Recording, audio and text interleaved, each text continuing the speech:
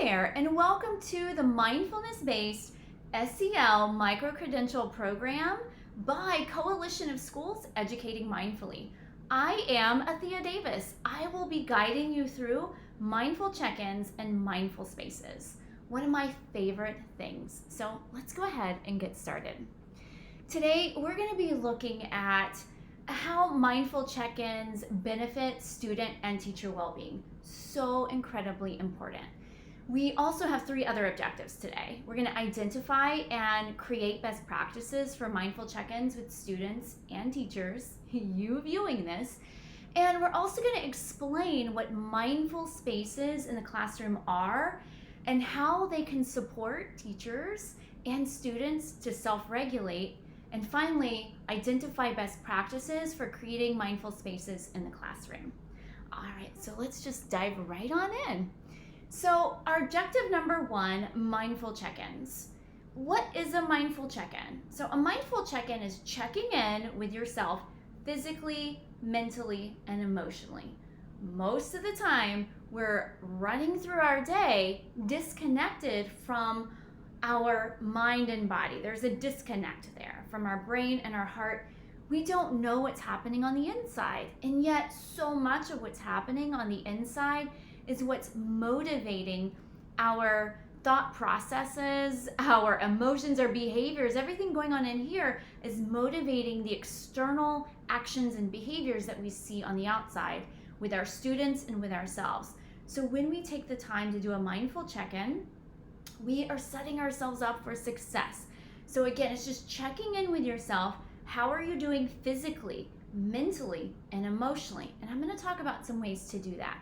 And if you're wondering, when am I going to do this? A really awesome time to do a mindful check-in is during morning circles, or if you call it something else, that's fine. So morning time is a great way. When students are just arriving, you just got to school, you want to give yourself whatever allotment of time that you can give. If you have 5, 10, 15, you know your schedule best, but morning times, morning circles are great. Transition times are another awesome time to do mindful check-ins.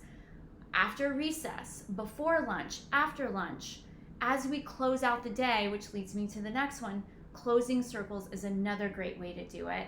And if you don't use the term circle and you use something else, put that vocabulary word in there. And as I mentioned, it's setting you up for a successful day, setting your students up for a successful day. It's getting your mindset ready to win, to achieve. Mindset is everything. Your thoughts, your beliefs, your attitudes. Those are the things that determine how you show up and how your students show up in the classroom. All right, so let's find out some things that we can do with our mindful check-ins. So best practices for mindful check-ins. I love teaching this, and in fact, recently my students and I have been talking about the 3 main mind anchors. The 3 main mind anchors, and we'll talk about this a little bit later, are our mindful breath, some kind of mindful movement or yoga posture, and affirmations, that positive self-talk.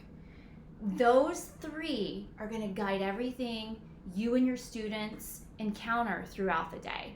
Another important piece is having a mindful action plan, something I call a map. It's like a mindful map. I actually use one of these in my own training program called Mindfulness Education University for Educators. And we detail out, how am I going to do a mindful check-in? And I guide educators to quickly plan out how we use those mind anchors. So that's why I'm mentioning here the maps. If you're curious what that is, you can connect with me outside of this module for the Coalition of Schools Educating Mindfully. It's also important for teachers to model mindful check-ins, that we're not just guiding our students through it, but we're also doing the process and we're sharing what's going on with us physically, emotionally, mentally, and what tools that we're discovering that we're learning in this micro-credential program that we can learn. And it's so vital. I'm going to talk about this a little bit later, but connecting it to the zones of regulation. There is, and you may already know about this and you may not, and that's okay. So the zones of regulation is a really simple way for kids to see in a color-coded fashion, what am I feeling? So if I'm in the red zone, I'm angry and I'm upset. I'm about to flip my lid. If I'm in the blue zone, I'm tired and I'm slow and I'm sleepy. You might find a lot of that in the morning time when students arrive or after lunchtime.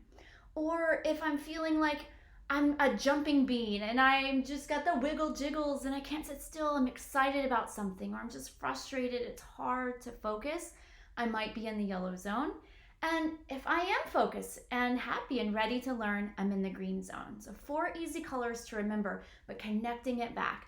How am I feeling right now physically, and checking in? What color is that? What color zone am I in? And another best practice is to add novelty and familiarity. Whatever the kids are into, you'll want to connect it to that. Whether it's Among Us, whether it's a popular emoji or meme, whatever theme you know your kids best, connect it to that. How would whatever it is, this meme, this emoji, this character, this character on the video game or movie, what do you think they would feel? Or use different characters in different movies and do check-ins that way. Do I feel like this character in Toy Story, or do I feel like this character in Lion King? And finding different pictures. If you have the time, you want to get creative, definitely a lot of fun to do, but adding that novelty and familiarity really helps students connect and have fun to the check-in process, and they really look forward to it. So one of the things I really want to focus here on and underscores the importance, and our third objective is to know that mindful spaces in the classroom are important. You may already have one and you don't even know it, or you may be curious, how do I create a mindful space? Mindful spaces can look any way that you want. You can spend as much as you want or as little. It doesn't have to be extravagant to be a mindful space. Find a spot in your room, a little square, a corner, maybe something enclosed. It's not big. And as you see in this picture, you can just put a little box or a bucket or a bin of things that students can go to when they raise their hand, because you're going to instruct them to do that. I need to go in the safe space, calm corner, peace zone to have a moment.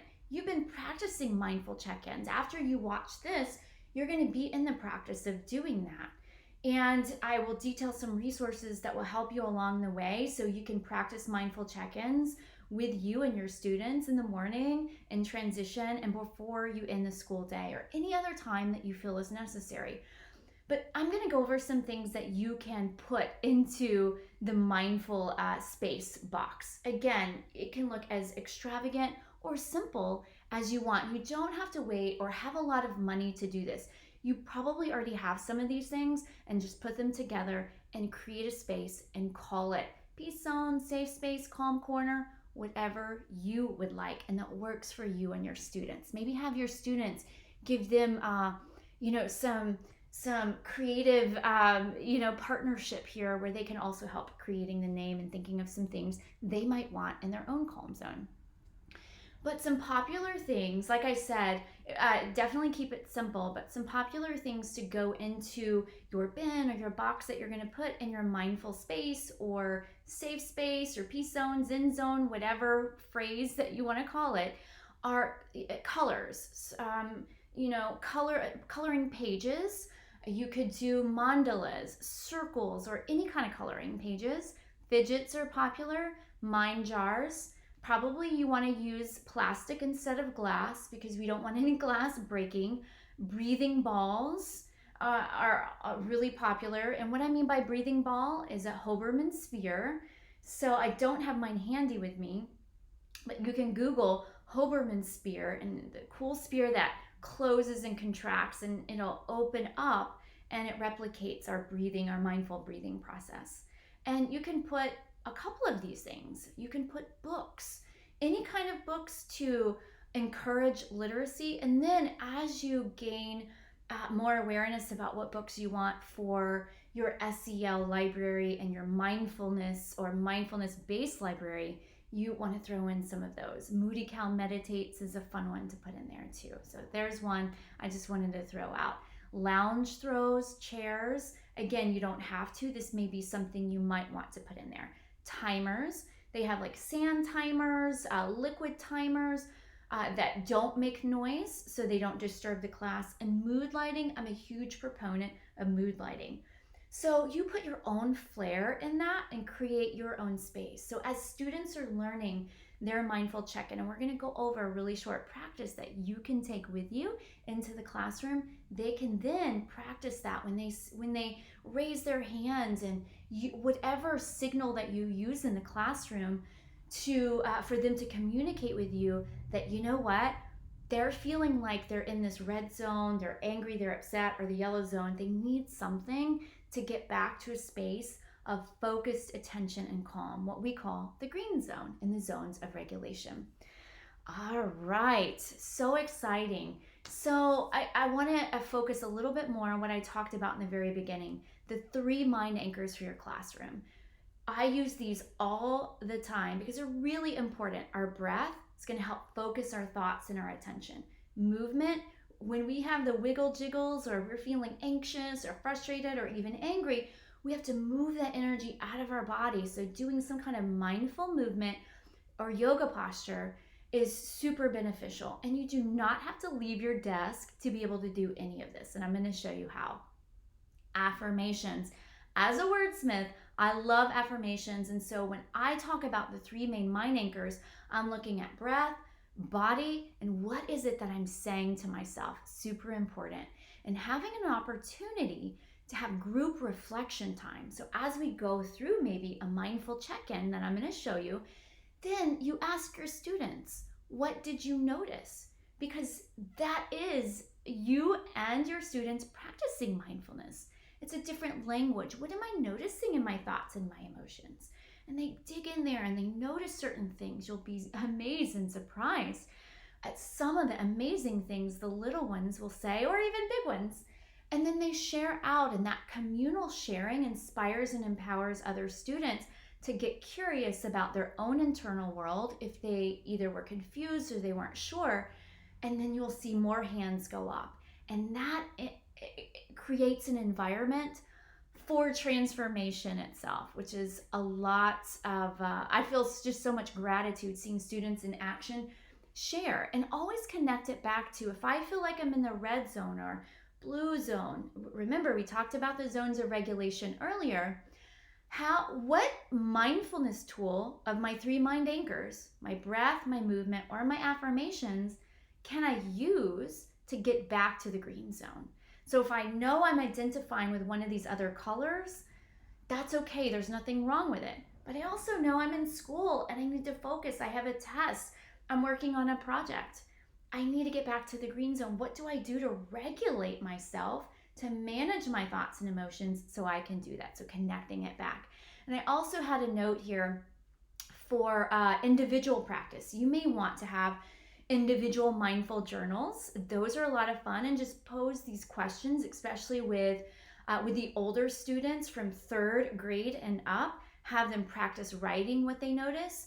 From 2nd, 1st, so the lower grades, you may want to have them draw what they feel or draw their emoji. That's another fun way to bring in emojis. I mean, I still love emojis, and my students still love them too, to bring in that familiarity where they can speak through these different themes and characters where they feel more comfortable in doing that and expressing how they feel, so you can have them draw that. So group and individual reflection is key. So now I'm going to show you an individual practice. We're going to do something really simple in the chair called just use seated mountain in a chair, and I'm going to do sunrise arms. Sunrise arms, I'm going to take my arms up here in a moment. You won't see my whole arms, that's okay, but I would have students sit in their chair, and if they need a wiggle break, you can have them get out of their chair, put on some dance tunes for 2 minutes and shake it out. Just have them shake it out. 2 minutes, they stay stationary, they can run it out, dance jam it out, get all the wiggles out, and then you freeze. After that 2 minutes, pick one of their favorite songs, and then come back to a seated position, because sometimes it's hard if we're already feeling wiggly to stay seated. So I definitely recommend set a timer, play your favorite dance jam song, have them push in their chairs, dance jamming out by their chairs. Rule is they got to stay in their spot, so they're running and shaking it all out. And then you come to a mindful sit in your chair, feet on the floor, uncross your legs, and we'll do sunrise arms. Press your feet into your shoes. You can close your eyes, or what I tell my students, look towards a focal point where you softly gaze towards an object. It could be a spot on the floor. It could be a picture on the wall, or you could close your eyes. And it's inhale. Here we go. So I know I jumped right in there. So we'll take feet on the floor, closing your eyes, and then we'll inhale 1, 2, 3 through the nose, and then you exhale out through your mouth. Exhale, 3, 2, 1. So you can keep your eyes closed or look towards your focal point. We're going to do 2 more. Inhale, 1, 2, 3. Exhale, 3, 2, 1. Reminding students to stay nice and tall, because our body posture is important to how much our brain is focusing or not focusing. And remember, they got those wiggles out with the dance jam. And then now let's do our third one. Here we go. Inhale, 1, 2, 3. Exhale, 3, 2, and 1. And stay there for just a few moments. No talking, just silence. About 3 seconds. And then slowly open your eyes in 3, 2, and 1. I always love to add a little bit of silent time. I call it our special peace time, because we don't have enough of that in our day. Things are buzzing and blinking and beaming and dinging all the time. It's important that we have that space where we're offering our students that super peaceful quiet time, even if it is just a few seconds. So we already did breath, we already did movement. Counting breath I chose because it's so good to focus the mind, especially if we're in the yellow or we're in the red zones, because we're having a hard time, our thoughts just feel like we're stormy inside. It's hard to focus on anything. When we count, our brain is able to start focusing on the counting instead of the thing that triggered us into the yellow or red zone, where we feel anxious or just really upset about something. Also, with the sunrise arms going up, we're creating energy going up. So if we're in the blue zone, it can help get our energy up a little bit too. And then I would use an affirmation. I do have these handy, a little glare there, but this is the lollipop card from my affirmation deck. And then on the back of the card, there we go, is the affirmation. And I will have my students, I will say it and they will repeat after me. And so I will just say, and the affirmation is, on the lollipop card is, I will surprise someone today with my sweetness. And then they would say it. So it's call and response. And we might take a minute and say, well, tell me how you're going to surprise someone today with your sweetness, also known as kindness. How are you going to show that? What does it sound like and look like? Simple practice, takes just a few minutes. You can do that in the morning, transition, or closing, and it impacts all the color of zones that we talked about earlier. It can get your energy up, at the same time getting your energy down, and helps you and your students focus for a successful day or moment or project. As we wind down our time together, I want to give you a little bit of information about resources for continuing learning. You can check out my book, Today's Going to be Awesomesauce, Daily Meditations for Youth, Parents, and Families. You can also check out my card deck. I just showed you one card example, also called Today's Going to be Awesomesauce, and a couple of other digital options, Class Catalyst, 2-question check-ins, really great resource, or Rhythm is an emoji check-in. Students love checking in with emojis. Again, another digital option. And if that's just not something your school is going to subscribe to, using these digital options at this time, you can always have them draw what emoji that they feel to mix things up a little bit. All right, well, thank you for being here with me on this module on mindful check-ins and mindful spaces. I can't wait to see and hear how you are adding these tools into your classroom.